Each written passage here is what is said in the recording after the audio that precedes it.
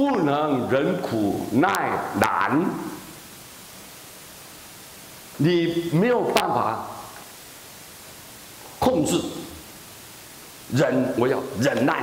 你没有办法控制这个苦，压制这个苦，就是说你这个情绪突然间一碰到苦，你就开始生气了，开始厌烦了。各位，你没有办法压制它，控制这个苦，或者你不能耐难一个很困难的事情，很可能复杂的事情，不是单纯的，但是你没有办法去忍耐它，没有办法去接受它，这样。你不能忍苦，又不能耐这个难，你就会怨天尤人。你没有办法经过考验，这个人会怨天，怪上天为什么这么不公平？好像看别人都日子过得很惬意啊，大家日子都很太平啊，很快乐啊，很幸福。为什么我这么多苦啊？你会埋怨，开始怨天尤人，会怪人。有的做得不好，就把责任就推给别人，会怪人，就尤人就会怪别人，责怪别人。你不能忍病耐累，就会自怜自爱啊，自怜自爱。你没有办法忍受这个病，稍稍有一点病，很多人有一点点病，他受不了了，他感觉好像是天大地大的这么重大的事情一样。他赶快一定要找医生，赶快要怎么样？当然有病要找医生是对的，但是有一些小毛病啊，我们人体有自护的能力，自己能够自己疗能的，自己能够让它复原的能力，我们人有这个，所以有时候忍一下可能就过去了，但是他没办法忍受这个病。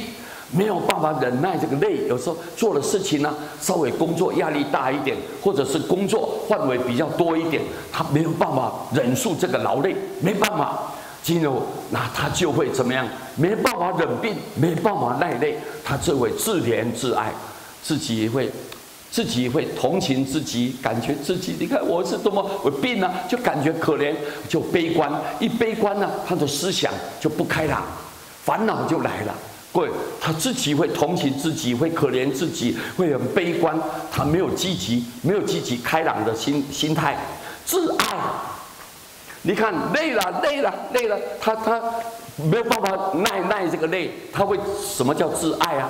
爱，各位唠叨了唠叨自己念了这个碎念了。碎念啊，有啊，然后念到最后变口急，就很抱怨，自己觉得好像不公平，所以他会碎念，就叫做自爱。你看自怜自爱，有没有啊？有。你们有没有这个毛病？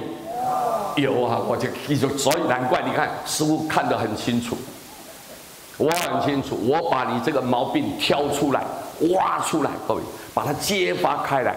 人的习性，你一碰到有一点病，你受不了了，一点点累，你没办法接受了，所以你就会自怜自爱，自己会同情自己，会可怜自己，就悲观了。然后自爱就随便乱讲了，然后就这样，然后就变口急啊！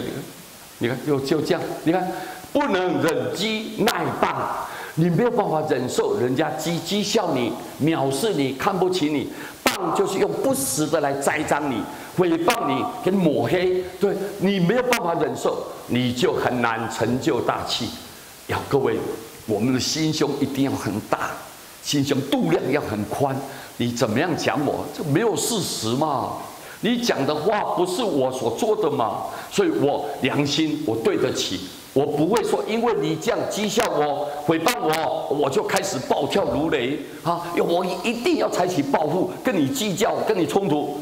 各位，你没有耐性，没有度量，以后你就难以成就大器了。要有大的人才，很大的上了台面的这种大人物，你没有办法的，没有办法的。